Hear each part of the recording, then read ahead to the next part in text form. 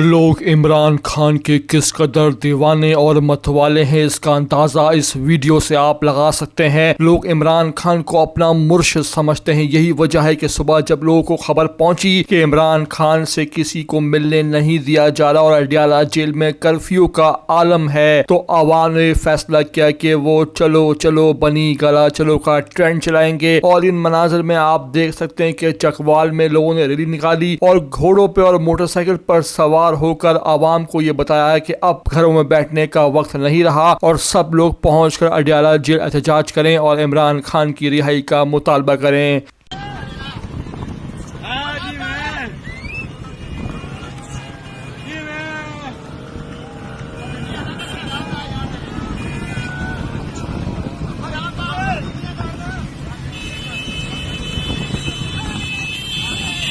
Let's go.